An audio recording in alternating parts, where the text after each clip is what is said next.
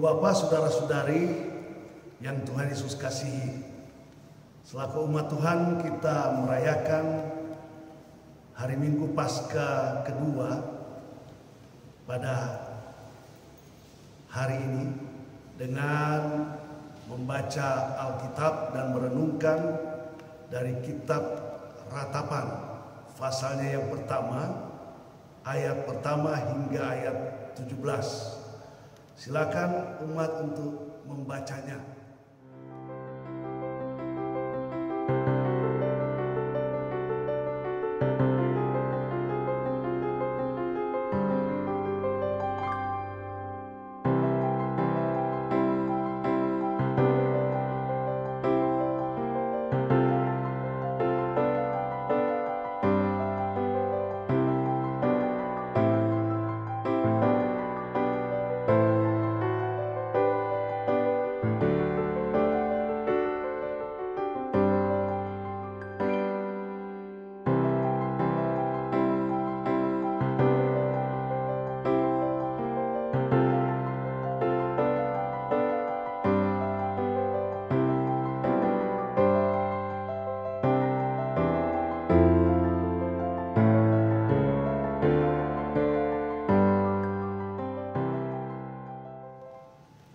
Dari kitab Ratapan ini kita mau merenungkan beberapa hal, bahwa hidup manusia tidak terlepas dari penderitaan dan duka cita.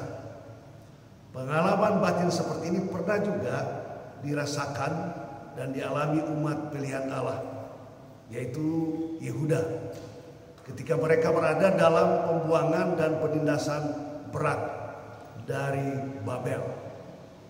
Mereka sungguh sangat menderita dan berkabung begitu mendalam.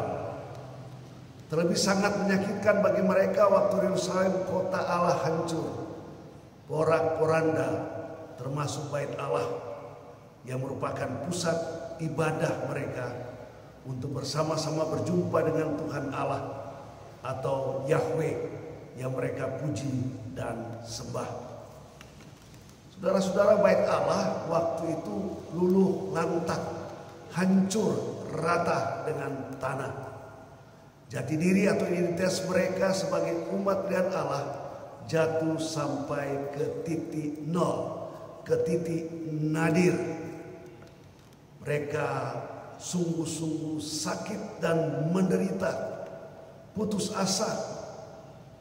Nebukadnezar dan Babel bagaikan virus yang mematikan dalam kehidupan mereka. Dan sebagai umat pilihan Tuhan, mereka seakan-akan merasakan Tuhan Allah mereka, Yahweh, telah meninggalkan dan membiarkan mereka, menjadikan mereka umat yang hina dina, terbuang, termarginalkan, terpinggirkan. Seakan mereka berseru, "Di manakah Engkau, Tuhan Allah kami? Begitu teganya Engkau melupakan dan tidak lagi mempedulikan kami sebagai umat-Mu." Dari seruan duka ini masih tersirat bahwa mereka sangat merindukan dan mengharapkan Tuhan Allah mereka, Yahweh, hadir dan segera menolong mereka. Pertanyaan bagi kita saat ini, apakah memang waktu itu Tuhan Allah, Yahweh, memang telah meninggalkan dan membiarkan mereka? Bukankah mereka sendiri yang meninggalkan Tuhan Allah mereka dengan memberontak, dengan melawan dan tidak peduli semua perintah-perintah dan kehendak Yahweh? Merekalah yang menajiskan diri mereka sendiri. Bahkan mereka juga menajiskan bait Allah, rumah Tuhan. Ketika bait Allah, rumah Tuhan masih berdiri tegak, megah dan agung, mereka beribadah di dalamnya. Namun ibadah mereka hanyalah secara formalitas atau ritual semata-mata. Mereka melupakan atau tidak peduli sisi sosial aktual dari ibadah itu dalam tindakan hidup mereka untuk berlaku adil, benar, mengasihi sesama. Ibadah mereka saat itu bersifat egosentris, cenderung untuk memuaskan dan menyenangkan batin mereka semata-mata agar dipuji dan diagungkan sebagai orang yang rohani. Ibadah mereka waktu itu hanyalah sebagai kendaraan untuk mencari panggung, bukan mezbah. Siapapun kita yang pernah mengalami penderitaan, kesusahan, kesulitan hidup, dan mengalami sakit yang luar biasa, bahkan mengalami duka cita, pasti kita merasakan sakit batin yang luar biasa, sedih yang berkepanjangan, penuh ratapan dan tangisan. Terlebih ketika kita ditinggalkan untuk selama-lamanya orang-orang yang kita kasih, yang kita cintai dan sayangi. Misalnya orang tua, ibu atau ayah kita, anak-anak, atau mungkin sahabat-sahabat kekasih kita yang kita cintai, sayangi, dan kasihi. Di saat peristiwa itu terjadi bagi kita, mungkin dalam hati atau ucapan kita akan mempertanyakan kehadiran Tuhan Yesus melalui Roh Kudus-Nya. Di manakah engkau, Tuhan Yesus, dengan Roh Kudus-Mu yang selalu menolong dan menyertai kita?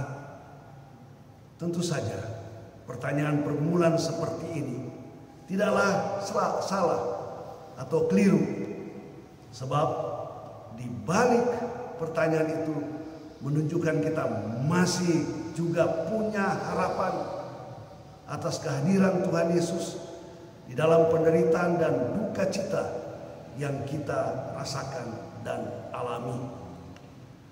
Harapan seperti itulah yang akan selalu menguatkan iman kita bahwa Tuhan Yesus tidak pernah meninggalkan kita sekalipun kita berjalan dalam lembah kekelaman. Kita tidak khawatir, kita tidak cemas, dan tidak takut. Tuhan Yesus adalah Immanuel di dalam kehidupan kita melalui Roh Kudus dan kasih-Nya dalam firman dan Roh. Dengan firman dan Roh Kudus tidaklah membatasi kita ketika kita beribadah, ketika kita membaca, mendengarkan, dan merenungkan firman Tuhan, serta memperlakukan dalam kehidupan kita masing-masing. Firman dengan kuasa Roh Kudus dalam ibadah kita tidak terkungkung, tidak terbatas pada ruang dan waktu yang terbatas itu. Firman Tuhan dan Roh Kudus melampaui batas-batas ruang dan waktu yang ada pada kita. Tuhan Yesus pernah lapar, dahaga, pernah marah, dihina, difitnah, menderita, bahkan pikul salib. Tuhan Yesus meminum anggur pahit dan asam, sehingga Tuhan Yesus pernah berkata, "Jikalau boleh cawan ini berlalu, namun Bapa, bukan kehendak-Mu yang jadi, tetapi kehendak-Mu lah yang jadi." Dengan kuasa dan kasih firman Tuhan yang telah menjadi manusia itu, Yesus menghancurkan ruang-ruang dan waktu yang membatasi perjumpaan manusia, umat dengan Tuhan. Sebagaimana bait Allah yang terbelah sehingga kita rindu berjumpa dengan Tuhan Yesus melalui firman dan Roh Kudus. Kita tidak terpaku dan terkungkung pada ruang dan waktu yang membatasi kita. Bait Allah tirainya terbelah ketika Yesus disalib, agar supaya umat berjumpa langsung dengan Yesus sebagai Tuhan dan Juru Selamat. Kita berjumpa dengan Tuhan Yesus dalam persekutuan dimanapun kita berada, di mana firman Tuhan diberitakan dengan kuasa Roh Kudus. Disitulah kita berjumpa bersama dengan Tuhan Yesus. Karena itu tetaplah giat bersekutu, membaca firman Tuhan dengan bimbingan Roh Kudus dimanapun kita berada, terlebih di tengah keluarga kita masing-masing. Tetaplah berharap kepada Tuhan Yesus ketika kita berada dalam penderitaan dan duka cita. Di sanalah iman kita diuji untuk tetap kuat dan kokoh. Tuhan Yesus memberkati kita semua yang beribadah di rumah masing-masing. Amin.